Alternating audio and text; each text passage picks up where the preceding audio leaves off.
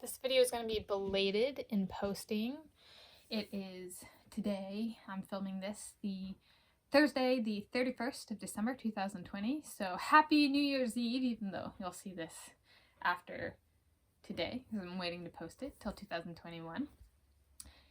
Taking a break from posting videos on YouTube for 6 days, which for me is a while, given my 2020 activity of posting over 500 videos on my channel. And so, yeah. And so the topic of this video, I don't think it'll be a long video. There's not a whole lot to say, is, I guess, at least it appears that way, is living with and dealing with a speech impediment. So growing up, I could not pronounce the letter R, like the sound R.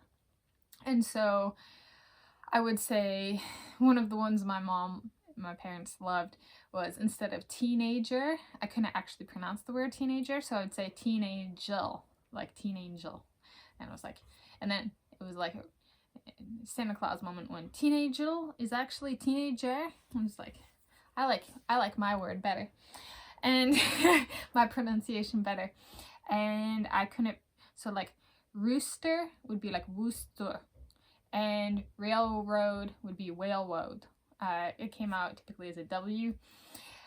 And so, not always like the teenagel kind of thing. It wasn't always a W sound.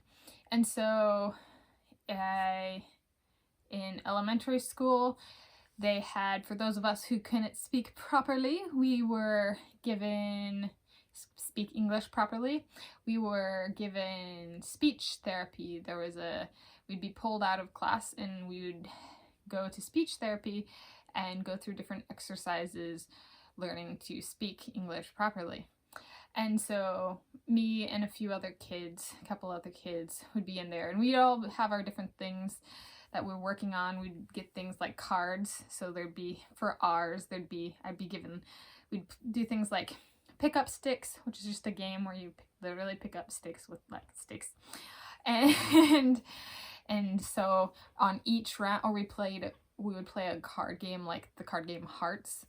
And on each round, that way it would keep us engaged in the speech therapy. And we're learning, like for me, these were new games. So that was kind of fun, was learning to play the games as well as working on my speech. So there was learning going on both in speaking and just in kind of recreational activities, if you want to call it that, but it was still school. So it's like that way we didn't just get completely bored. We're still doing activities. And so on each round of pick up sticks or hearts or whatever we were doing, we'd have some sort of exercise we had to do, be it read a card or something like that, and where we would practice speaking better and getting rid of our impediments. That worked. I was out of there really quick. I don't remember how long I was in. It was a very short amount of time. A lot of kids were there for years. I think I was there for about a year. I just remember having my like turning point was like when I had to miss some class, and there was something I really wanted to cover in class, and I was just like, like it wasn't an after school or before school thing, it was during class. And so then that was kind of, I guess, an additional motivator, because we didn't get excused from the coursework. We just got, like, we still had to make it up in our own way, or at least I perceived it that way. And so it's like, well, I'm here to learn, and I'm missing learning over here, even though I'm learning over here. And so that was kind of frustrating when I was growing up. And so I graduated, and I can pronounce my R's now. English there's native languages, and then there are first languages. And native languages, I best describe them as like, when you hear it, you read it, you speak it, it just fits. English is not that for me, like at all, and never has been, though it is my first language. And so, yeah, Irish is one of my native languages that just it fits, whereas English is something that I'm still like, I still struggle with it, and there's just all right kind of thing.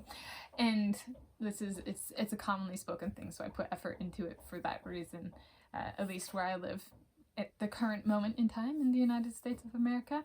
And so yeah. And then I think, oh, when I hit my head, so I fell and hit my head on tile and cracked my skull and got amnesia and stuff, and it was severe in the sense of I lost a lot of my long-term memory. And so like everything before I was like 17 years old, I couldn't even remember my parents' names and stuff like that. And that was one of the big things. And the other big thing was my motor function was severely affected. So I couldn't put sentences together. I had difficult seeing. I had difficult writing. So what I worked so hard to correct my speech, it slipped again. I had difficulty pronouncing R's again. And so it was kind of like being a really young child again, mentally, and it really sucked. I was so fortunate to be going through a mathematics class where we had to do handwritten proofs, and it'd be like 25 pages of handwritten proofs, and I would make so many mistakes. It was very interesting. So I guess the last half of this video is about broaching my amnesia, the subject of my amnesia. And so it was very an unanticipated thing, but we can do that. And so what happened was I lost my long-term memory.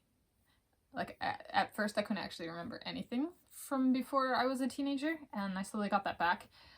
And I couldn't remember my sister until this past year, and I hit my head and got the amnesia in 2014. So that's took me approximately 6 years to remember my sister, and that I lived with for 15 or 16 years.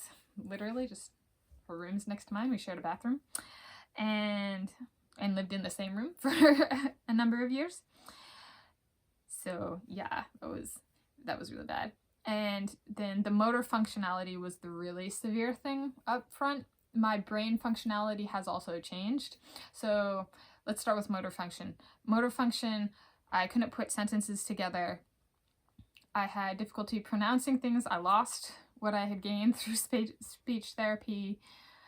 I had difficulty reading. I had terrible problems writing. I would literally, on each word, I would make a misspelling or mix things up when I was writing, and it would be like every word to every like 2 or 3 words for a while there before I was like getting my brain fixed and stuff. It was really, really bad. It was like, even when I was in elementary school, I'd get it phonetically correct. This is just, my brain is like so many, it was just really bad. And so things would take a lot longer because I'm fixing all of these mistakes. And so that was motor functionality. And then brain functionality. So what I mean by brain functionality, in addition to not being able to get my long-term memory and having my motor function impaired, and the motor function has taken years to fix, there was brain functionality. And what I mean by that is I'm the kind of person that I see a face, learn the person's name, and I do not forget. Like, I am that person that will meet you once for like 5 seconds and remember.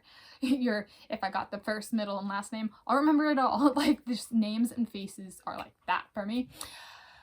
And for the first time ever in my life, after I hit my head and I got amnesia, I couldn't do that anymore. And it was really alarming because I didn't realize it was a problem until like people would come up and they'd be like, "Do you remember me?" And I'd be like, "I remember your face." And I'd be like, "Oh crap, this has never happened before." And